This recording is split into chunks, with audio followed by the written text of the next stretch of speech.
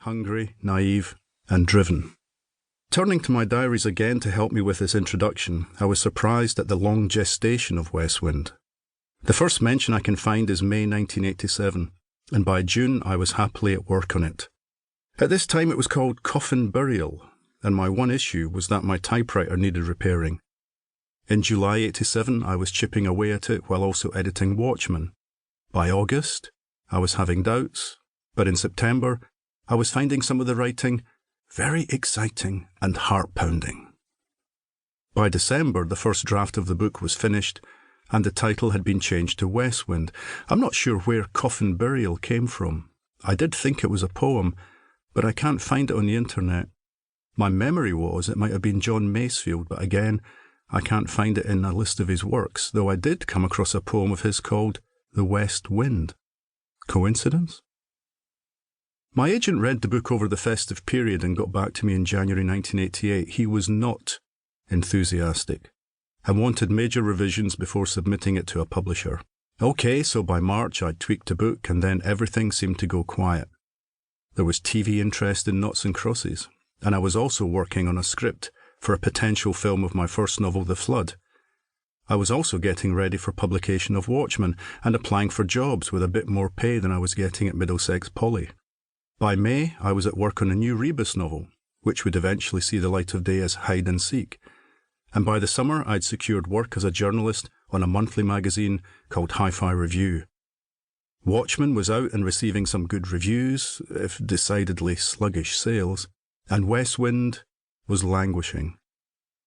By September, my agent was apologising that he still had no takers for the revised book. I was almost too busy to notice. My new job came with a 90-minute each-way commute, during which I was devouring novels which I'd started reviewing for the newspaper Scotland on Sunday. I'd also been approached to pitch script ideas to ITV's The Bill, and I was working away between times on the Rebus book. Then, praise be, my agent phoned with news. My old editor from Bodley Head, who'd taken both Noughts and Crosses and Watchmen, had switched publishers and was now at Barry and Jenkins. He wanted to revitalise their meagre fiction list. In short, he wanted Westwind. By January 1989 I was discussing further edits to the book, and by March I'd signed a contract. 1989 saw me continuing to write Hide and Seek, at this point titled Deadbeat, while revising Westwind, and still working as a hi-fi reviewer. Westwind was eventually finished by July. I had a new editor by then, however, and she disliked some of the book's tone, finding it too humorous for a thriller. She wanted a tougher book, and I did my best to comply, meaning a further edit. Which brings us to March the 1st, 1990, and publication. Not that anyone noticed. There was one hardcover printing, one paperback, and one in large format for readers with limited sight. It didn't sell to the USA, and no foreign language publisher wanted it. What's more, the book had taken so long to get into print and been through so many permutations and revisions that I could muster very little enthusiasm for it myself. Every time my agent or editor had asked me to rework it, I'd acquiesced, until it felt like it wasn't really my book at all, certainly not the one I'd set out to write. So I decided that it would rest in a dark corner of my consciousness, never to see the light of day again.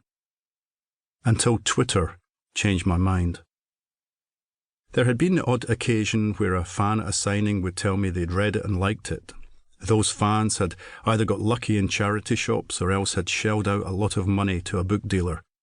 Yes, the book had its fans, but I wasn't among them, until someone on Twitter persuaded me to give the book another look. "It's better than you think it is, Ian."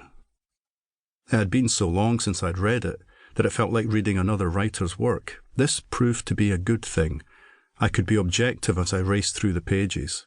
Yes, it had a few faults, and some of the sentence construction was overwrought. It also felt a little bit dated, but on the other hand, it also seemed prescient. I had set it in an alternative 1990, where American troops are being pulled out of Europe. International tensions are high. The US is retrenching, and the military is worried about the future direction Europe will take. Satellites circle Earth, being used potentially to spy on everyone and everything. No one knows who to trust or what's about to happen. Yes, I saw plenty of parallels with the current geopolitical situation. To keep listening to this audiobook, I've left you a link in the description so you can do it, at no cost thanks to Audible's 30-day free trial.